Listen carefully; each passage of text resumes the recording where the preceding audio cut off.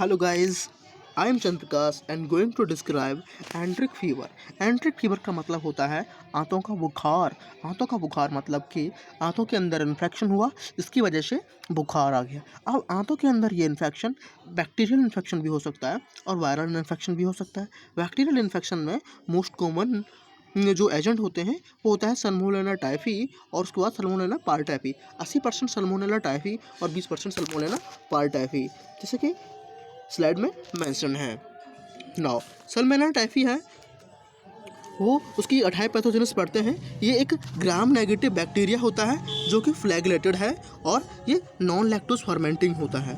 अब ये बैक्टीरिया हमारे इंटेस्टाइन के अंदर एंटर कर गया है तो कुछ ना कुछ तो इसका साइड इफेक्ट होगा। तो जैसे कि साइड इफेक्ट मतलब अपना रिएक्शन दिखाएगा, बॉडी को इन्फेक्ट करेगा। तो इसके लिए इसके ऊपर कुछ एंटीजन होते हैं। इसके लिए ओ एंटीजन मतलब ओ एंटीजन है वो कॉमन होते हैं टाइफी और पैराटाइफी और बहुत सारे सल्मोनेला ग्रुप के अंदर। बट एक होता है एच एंटीजन है वो सेरेब्राई एंट्रीगाई वार टाइफी के अंदर होता है। इसके अंदर VI पॉलीसैकेराइड कैप्सूल्स भी होते हैं। अब जैसे कि अब हमें इन्फेक्शन हो चुका है। इन्फेक्शन कब होगा? जब सल्मोनेला टाइफी हमारी बॉडी के अंदर इंटर करेगा। और इंटर कब करेगा?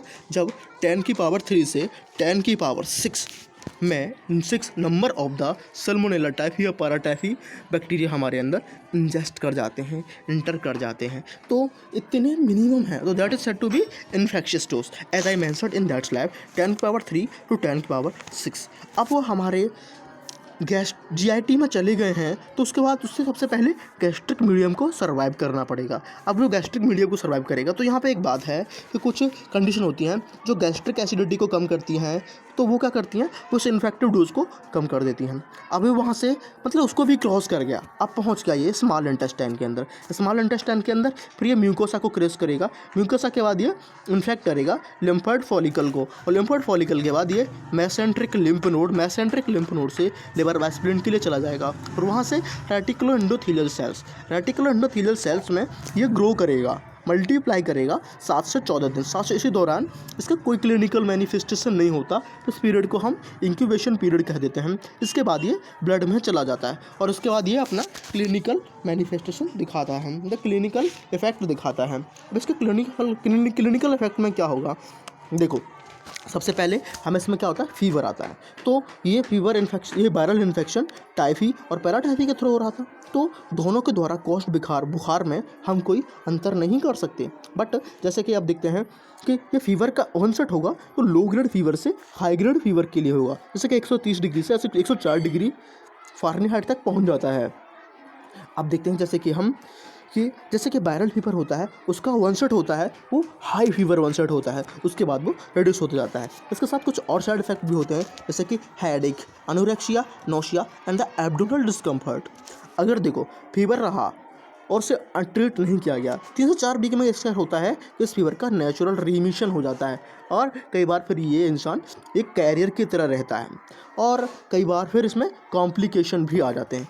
जब कॉम्प्लिकेशन इसमें क्या क्या आ सकते हैं? कॉम्प्लिकेशन में इसमें इंटरनल ब्लीडिंग होती है या फिर इंटेस्टाइनल परफोरेशन हो जाता है सीवियर कंडीशन में। इसके अलावा बच्चों के अंदर कुछ न्यूरोलॉजिकल कॉम्प्लिकेशन भी देखने को मिलती हैं जैसे कि delirium, coma, obtundation and the stupor. इसके अलावा splenic abscess, hepatitis, cholecystitis and pneumonia are also Commons.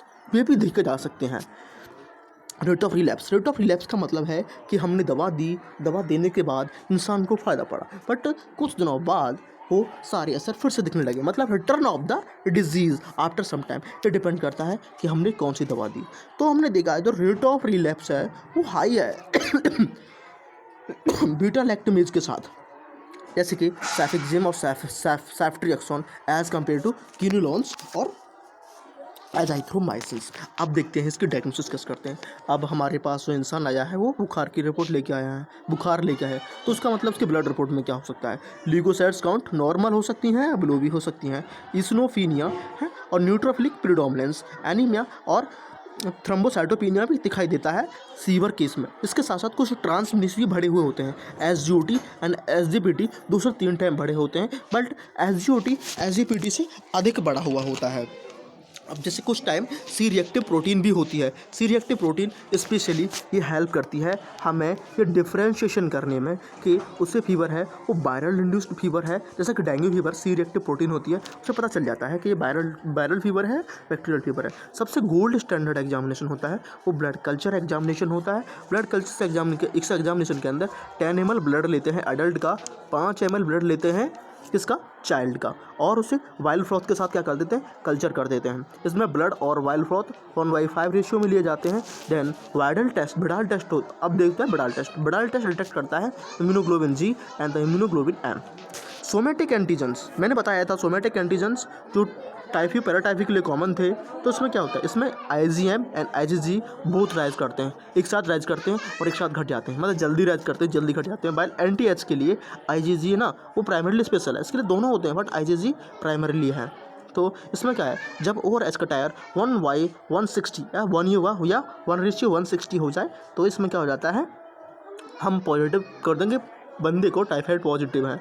इसके ट्रीटमेंट में क्या देखते हैं, थोड़े दिन पहले इसमें हम क्लोरमफेनिकल DOC यूज़ करते थे, बट इसके बाद क्लोरमफेनिकल रेसिस्टेंस कुछ टाइफाइड केसेस देखे गए। उसके बाद फिर उसमें बीटा लैक्टमीज, क्यूनिलॉन्स और एजाइथ्रोमाइसिन जैसी दवा दी गई।